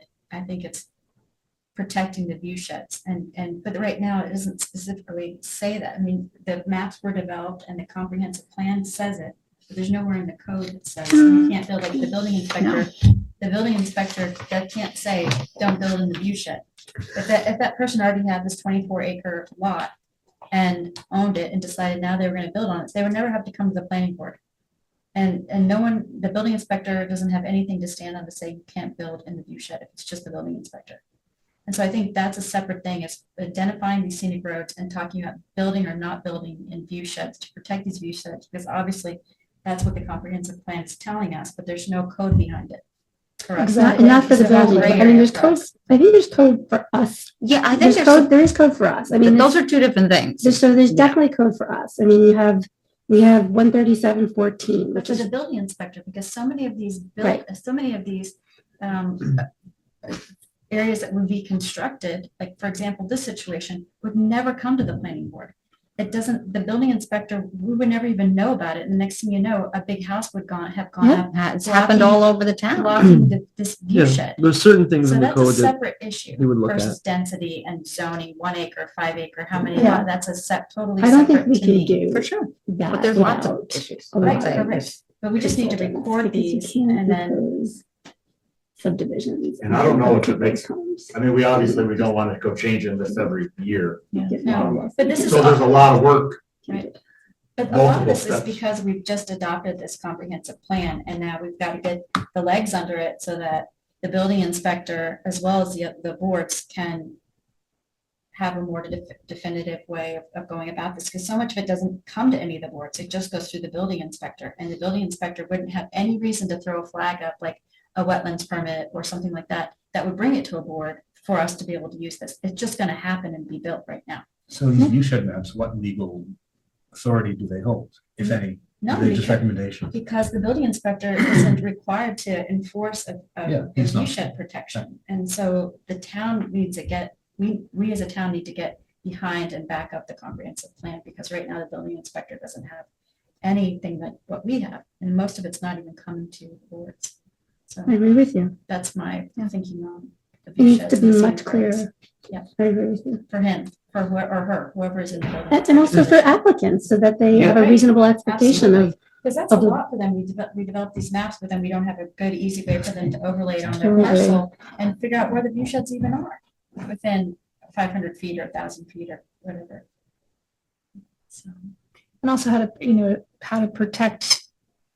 I mean, I do think you have to balance things a little bit, and if you're going to be kind of impeding on a view shed in some capacity, are there ways to mitigate that? Are there plantings you can do? Are there, sort of a balance between no building at all and there's got to be some interpretation, some gray. Which is why it's often hard to have these things be decided by the building inspector, Yeah. because that's where, the building inspector needs hard lines. They can't really have Even with interpretive things. a simple thing, if somebody's asking to build something and it's on a scenic road, it automatically has to go for the planning board or something like that. Right, Like wetlands You know, permit. where Because, then- because you're right, it's Yeah. complex and it requires some consideration and maybe a site visit and all these other things, which the building inspector can't do for every application that comes in front of Mhm. And that's an easy win, Nicole. Right, so that's a really, very really- simple. Could that be a local law and not even a change? Could you just take that to the town right now? And just say that if it's on a scenic Like road. right They now. meet on the 13th. There's 16 of them. 20 It's minutes? on a scenic road. No, I mean, it's If they're kind gonna of build the something on a civic scenic road, it should come to the It planning has to come board. to the planning board. Because Absolutely. it, No, I bet I. that's Nobody's what gonna want comprehensive to plan is asking us. That's what I'm Maybe saying. they I'm really thinking don't of all the want people it. I know, Jeez. all the people I know that want to live on their scenic roads and they're gonna. So if They're there's like, no- "No, thanks." If this were parcel on its It's own, basically, hold on a second, hold on. It's section 16554, right? So you basically be adding a provision to that section of the code for scenic roads. Oh, my That would be goodness. number one, if anybody's applying, for any kind of building on a scenic road and they're designated in our town code, then it has to automatically be Parcel that referred has to that it's the fronted. planning On a board. parcel that has frontage on a scenic road, it has to come to the planning board. I think that makes sense, a parcel with frontage on a scenic road. That makes Because sense. it is a little bit of a. Otherwise, like, Because right now, we don't have any, Yeah. we don't have any knowledge even of things that are being built on scenic roads right now. I think a Yeah, parcel never with, know about it. I mean, any parcel's gonna have frontage on the scenic road, right? Because how could I guess there could be a parcel with an access in the back, but But There you are know what, flag lots all so over they'll the come to place, us and and we'll that- say, that okay, you're maybe- fine because you don't actually have, it's just a driveway. It doesn't matter. Well, but that's the whole point, is that it comes to us and we get to exercise our judgment discretion about what happens on those roads. Like the question of. It's a little bit of a gatekeeper. Because a lot of stuff comes to us through the building inspector. He's like the gate, or he or she He would be is the gatekeeper to letting us know if something like that is happening with the wetlands permits with. I think the scenic roads should be another thing that he flags and throws to the planning board because it requires special consideration. I think that's easy. We were just. That way, you don't Yeah. even I need to think get it's into easy to. so much detail, but that's another way that we can protect and be in compliance with this comprehensive. and then you plan can that's use discretion and judgment. You can look at it case by case, which I Right think now, is there's super no reason important. to flag it and let Not at anybody all. know, Yeah. even though the comprehensive plan asks. 16 roads. Yeah. There's only 16. How Could you many take that to lots? the town now? They're and then we'll long, work on though. other pieces? I know, like, how many lots is I that? would say if you guys can put something, I'll write something tomorrow. you write it, Okay. have it by next I'm Thursday. thinking about that new house. I'll get it on the 44, agenda for next week. That one that got built right up by, behind, sort Oh. of between Creel and Gal and, Yes, I know That crazy exactly. modern. it's a neat house, but it changed the view. Totally. It's really very changed. stark. It looks black and orange from the road. I know it's wood and. It's but neat looking. I mean, I think it's a cool structure, but It's- it really Really did changes change the everything. view. What about the other issue about density and about potentially that the towns, 5-acre zones and 1-acre zones don't make Well, that's sense? major. I think that's such a big thing. That's It's big. huge. And It it would is have big, to be but- parcel by, area by area would have to be looked at. think it's And that's worth really, doing. that to me It's is, that to me is Huge. a massive undertaking. You need consultants and you can't impose subdivisions on people's property. So, I mean, if you're talking about decreasing density or trying to maintain density, but I don't know how you can designate areas for higher density without undertaking quite a big I also- project. But the village, which is not just a little village, that is the designated area in more than one place for high density. It's in the comprehensive plan, it's in the amended comprehensive plan, it's in the code, it's in the village's code. That And we is, can't affect that anyway. So that is your area for high density.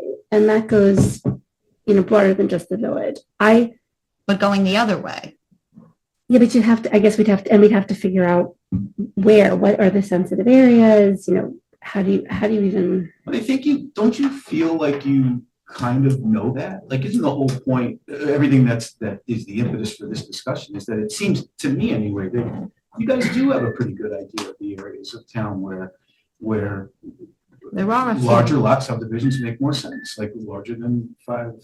I'm not saying it's not a big undertaking, but I think it's something worth looking at. I think they might only really be able to be applied when the land changes ownership too, because if I own a piece of land and then you're gonna change it, that's, I think it would have to I be. can tell you, we would climb up and down if tried to impose that will on something that we I already just don't have think you now. can change it now that people own the land. It could only be changed when the land is sold or changing ownership. You mean up or I don't down? think that's true. but I mean, it just seems hard to. are we think talking that's about gonna changing density or are we talking about changing the process for evaluating subdivisions in certain areas? I think the conversation right now is about potentially changing density. So something that right now, for instance, might be subdividable as 5-acre lots, you would upzone to only being subdividable as 10-acre lots or 20, I don't know, estate lots, whatever you want to call it. I'm not As sure a that's way of better. limiting development.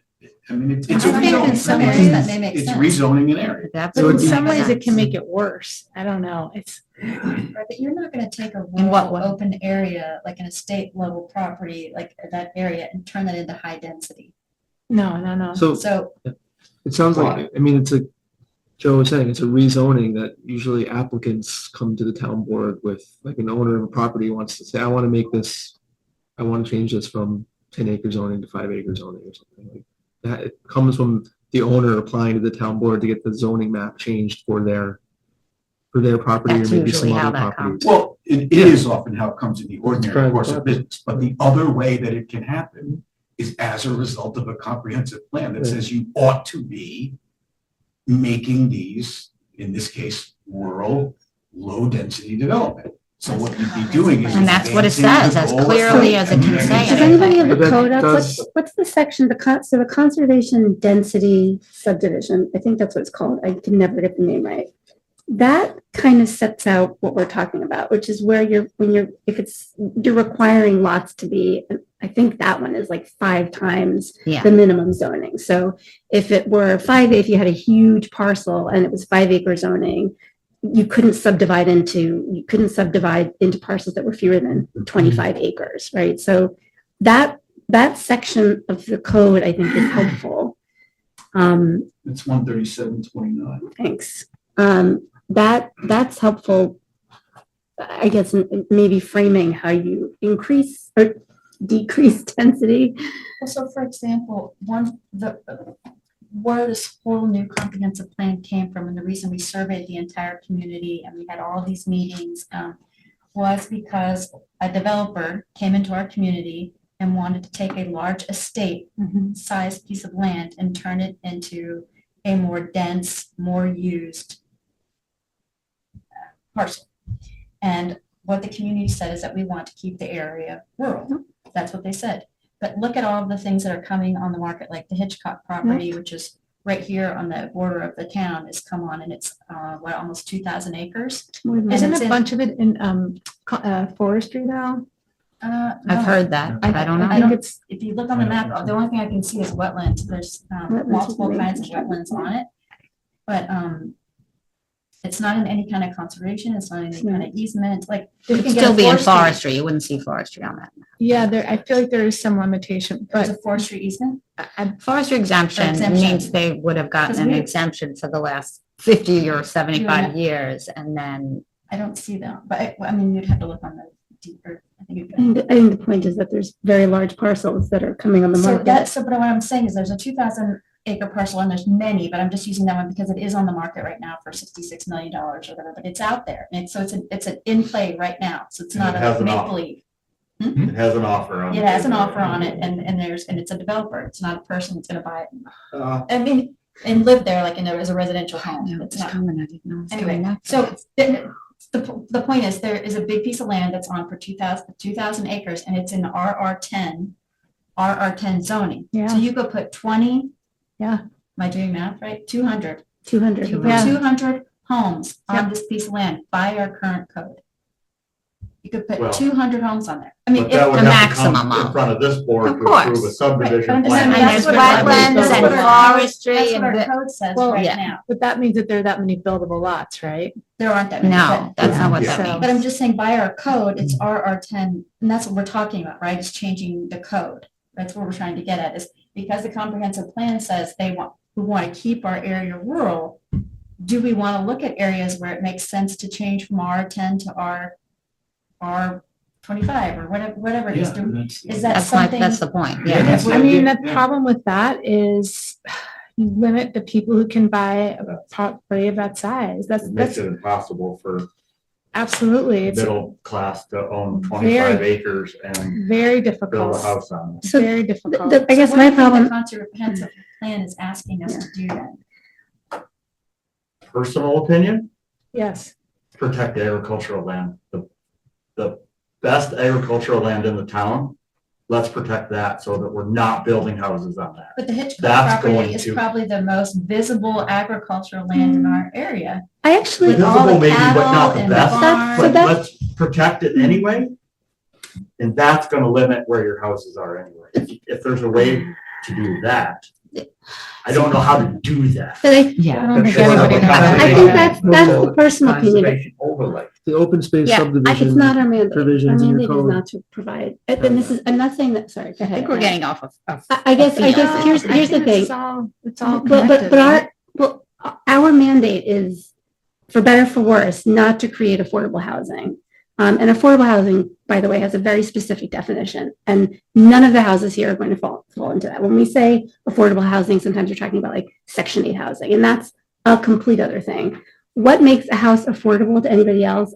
We can't sit here and dictate that in any kind of code. But what we are mandated to do under the comprehensive plan, and what was, I think, really supported loud and clear by this recent survey, was preservation of the rural, agricultural, scenic character of our town. And the comments came through so clearly, and it was an unbelievably well-attended survey. Yes. And that is our mandate. It's not to provide affordable housing. That could be in the comprehensive plan. It is, but it's Doesn't not. say anything in the comprehensive plan about that. And I wouldn't even, I mean, and I guess, so what we're talking about is how do we go about that? I I mean, mean, everybody, So I could play devil's advocate there, I'm sorry. No, no. to interrupt. Does I'm sorry. I'm just- 25-acre parcels with Altamont Estate mansions on each one of them, does that preserve the rural character of the town of Washington? I mean, and again, I'm just playing devil's advocate here because and it's, to your point, it's easy to say everybody wants to preserve the rural quality of Millbrook. Like, we all love it here because of how beautiful and rural it is. But there's a price to be paid for that. So you have to really think about balancing, the idea of a 25-acre zoning with, and 25-acre zoning isn't going to keep things from getting chopped up every 25 acres, right? So Right, but right now, our code, I'm not sure our code and the way the zoning is laid out is really in alignment with this new comprehensive plan, which was the entire community participated in. yeah, I totally agree And so with that was you. my question about, we have all these large estates coming on the market in the next 15 to 20 years. They're huge. They're thousands of acres in some cases.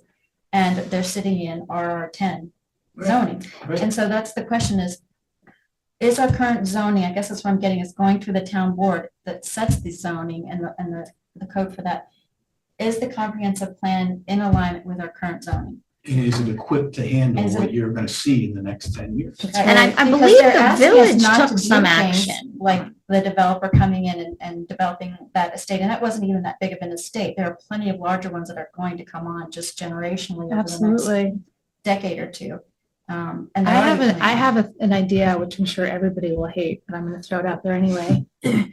What you do is create little circles of high density housing surrounded by big swaths of preserved land. It's cluster That's cluster subdivision. It's in the subdivision. code. Code That's in the allows that code. now That's in the Code code. for subdivisions. So yeah. that's, to me, that's the way forward. Is that what we should do at the Hitchcock property? Absolutely. I mean, listen, I just think, I don't think that's what do you the want to comprehensive plan preserve, is do you want to asking us preserve now.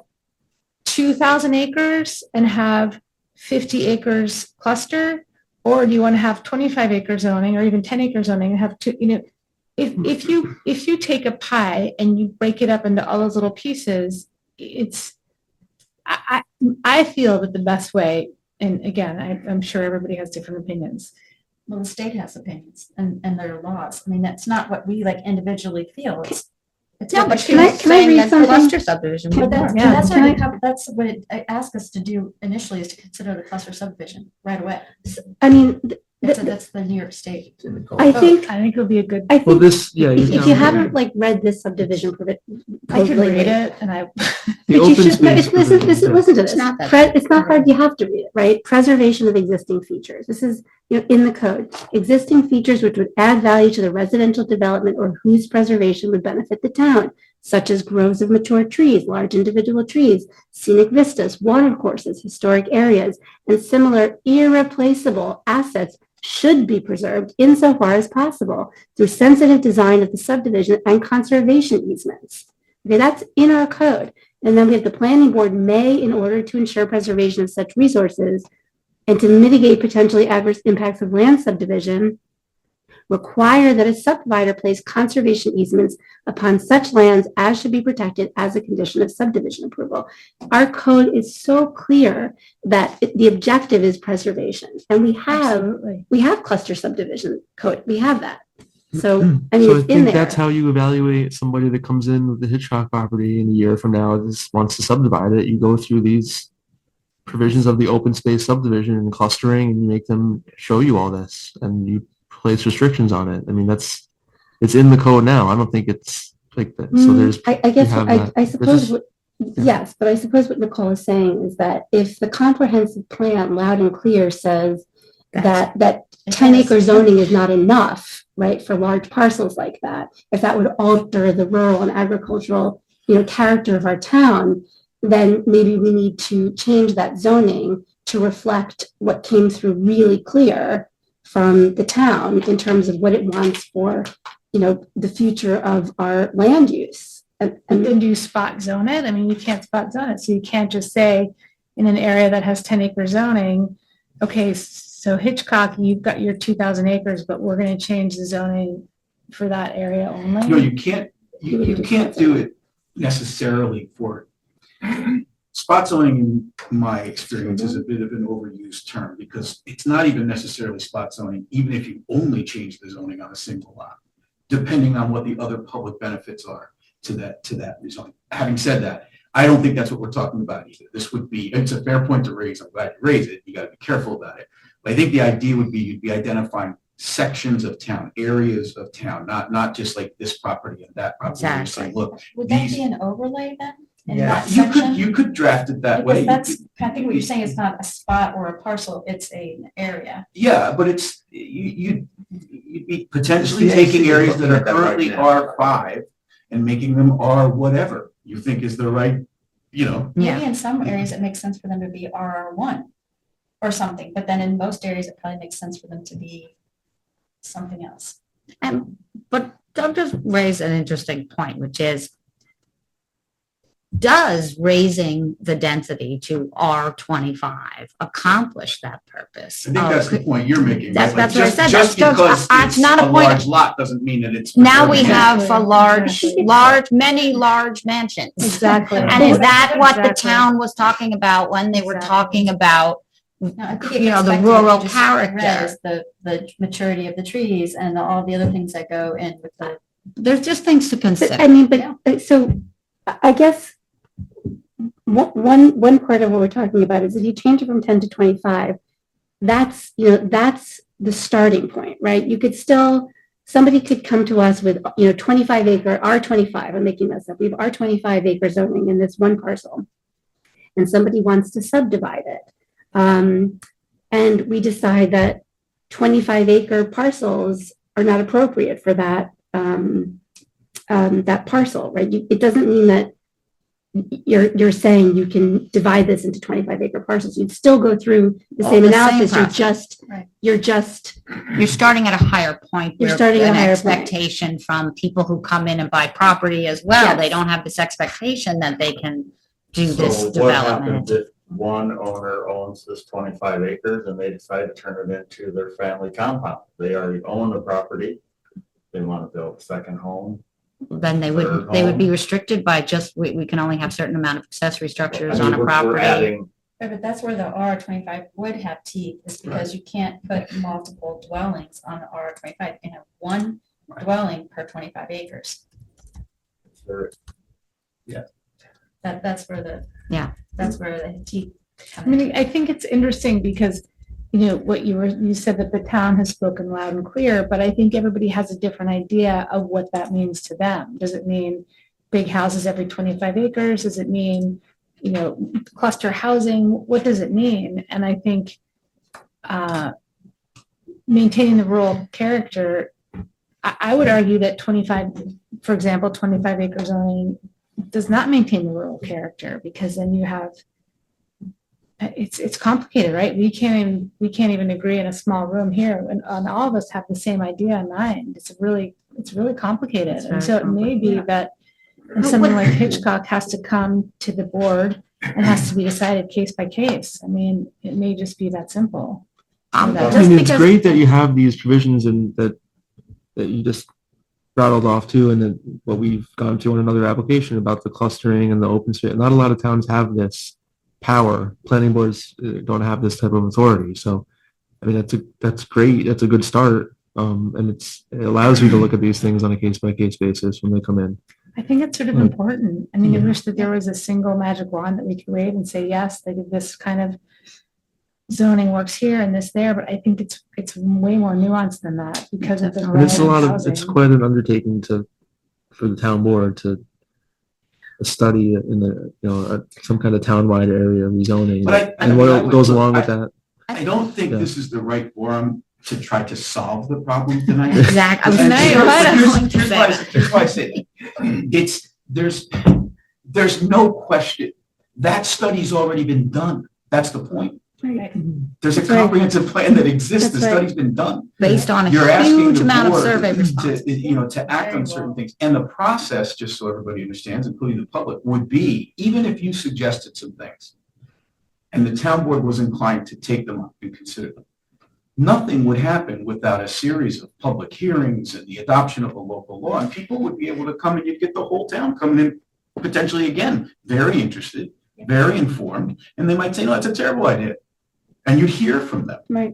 Yeah. You know what I mean? Or they might say it's a great idea. Thank God we've been all our lives, right? Yeah. So I mean, it's not like you're not gonna write a memo, sit down, write a memo about some good ideas and No. be worried that, oh, I hope this works. Like it's gonna be we a know. process. But I think there's, it sounds like what we started with here is where we probably should go next, which is if you're at all interested in the idea of maybe making some suggestions, which could be a wide range of suggestions, right? Do you want to just try to set up that think tank?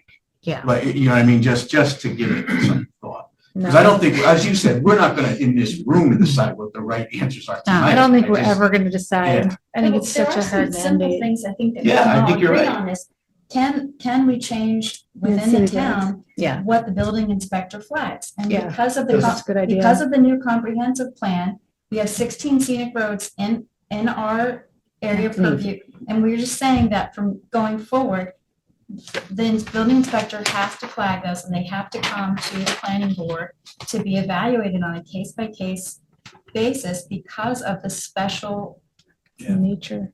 of those parcels that and the abut. code has enough teeth to it that gives you the power as the planning board Because right, to massage these things. The code has And enough that's teeth what in it it is for the to do town that. to say they should care about those things. Yeah. I doesn't am have not discretion. certain it has enough teeth in it for the planning board, and I think that's your point, to be able to actually enforce it.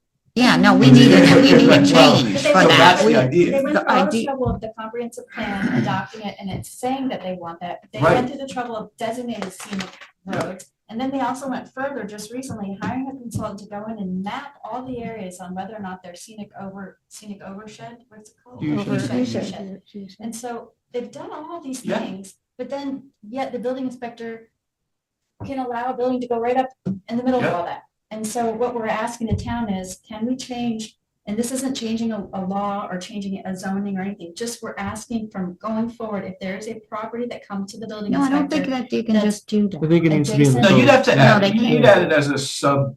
You'd have to add a law. You'd have to add a part of the add it to zoning the code. Scenic Yeah, road. it's gotta be. Because we can't just tell the building inspector and then that's. They have to the change new the law, and then rules. that's a bit of, it's a process. Yeah. And so one of the reasons why all those things that you mentioned before, Susan, that we were working on last week, didn't get across the line is because there was, I think, a desire to get the hospitality law Mhm. passed and then deal with Mhm. everything else later. Yeah. And so there's all the everything else that's still out there, which is a lot. It's not- So I think, I mean, I would say if we're going to do it, then, and try to kind of identify some easy areas where you could at least influence the gatekeeping function would be scenic roads, because that's easy. And if this map is something we can work with, scenic view sheds. I would say those two would be the really like easy to grab places to start. I think that's right. I And they're very totally agree. specific. Right. And there's, yeah, I think it makes sense. Is scenic view shed the same thing as scenic vista? No. What's the? Oh my God, Look there's into some that, but lawyers walking I through a think- bar. Maybe. No, I'm just wondering, Yeah. because I guess the other point would be that in the places, sometimes there's language in the code that is antiquated and doesn't match with the language that's being used in the I think Vista is more like scenic, right, so scenic vistas, and I what you're think probably, seeing from the scenic road or the scenic, like the view. Whereas a view shed is more, what are the areas that are captured? What, like, where can this be visible from? And it's a wider area, like a watershed. And it has more to do Like a with topography, right? similar- Yeah. Yeah. So I think that's how that orange and yellow map was made. It was based on topography. Does it make sense to study other towns who've handled this more effectively or, I mean, Are there any in the? I don't, I mean, Boulder, Colorado did a great job. They had a lot of. none that I work with have that kind of specificity. But Think about the no, I think that's a handles. good start to, Are you're in Dutchess as well? yeah, I have Westchester. Dutchess, Westchester, Orange County, Putnam. So no municipalities. That's no, it's, and. It's gotta be- The closest I've seen to it is like a Okay. steep You slope. get the idea of I it. think Could we. be, I like think when we you're do building on a need steep to slope, close it's it. could Yeah, be we do. I need to visible, have but it's dinner, more go an to bed. engineering It's thing, gonna it's be not a good time. visibility. So to be It's a great continued, I think is discussion. where we Yeah. are. I think it's a great But discussion. I'll write something tomorrow on the. On the potential first of one. Beefing up the scenic roads It- with. it- plans. That would be great. Yeah. That would be amazing. Okay. Can I say one thing? There's something called the scenic conservation overlay. Some towns have them. And that means that you, the board, or other people, they were putting this in that conservation overlay, whatever you write in it. So that you have power when something comes up and says there's a conservation overlay here. We think it applies to this property, because you have all the overlays. We do here have already. that, yeah. That's And interesting. Other towns have them. There's a webinar on that. On those Yeah. overlays. Could you, That would could be you difficult send? here, though. Yeah, the That's scenic- another way of Too doing it, many but I think, different overlays. you know, parcels along scenic roads. No, not on scenic road, I'm talking about what you guys are Scenic talking conservation about. overlay. Oh, Yeah. the Development conservation comes overlay. along. You can say, well, this Density. property is going to have our overlay applied to it. You can't do that here because it's a conservation overlay area now. And it's in the code in other towns and they have the Mhm. option to apply it. You don't have to apply it right away, but it's there, just like we have, I think, 4 or 5 overlays in this town right now that can be applied to areas. The board or somebody says this is going to be applied here. So if you have a conservation overlay added in there and you have important areas you want to preserve, you, Mhm. the board or the town board, somebody says this overlay now applies to these properties and the developer has to now go along I with think that. you're How does referring that- to, I think you're talking about a floating zone, which is a little I'm different. talking about than- overlays that are presently in the code, they're floating. Right, well, Our there's, code presently has 4 or 5 overlays. but they're not floating, they're already kind of on the zoning Well, map. they're on this- Yeah. They're mapped. How does that Agricultural impact- protection Yeah, I'm overlays talking map. about stuff like that, but they're not Yeah. applied. In They're- other words, there's an for example, there's an industrial overlay. This would be a It's very not applying to specific, anybody at the moment, but easy, it's easy to there. implement Yeah. thing. If the parcel is adjacent to a scenic road, it must come. He's talking about from- separate. Yes, Not that's, the that's a Bangor. much Yeah. bigger Bangles. thing that is. He's talking about the density issue, putting that with. Yeah. It's been identified as a scenic. Yeah. That's a big. All right, to be continued, Howard, thank you. Oh. Okay, can I have a motion to close the meeting, but we're not. Motion to Oh, really? Adam and seconded, Anna. Anna, We're not. all in favor? Still having. All right, okay. Okay. Yes, we're still having a separate. Yeah. She's hungry.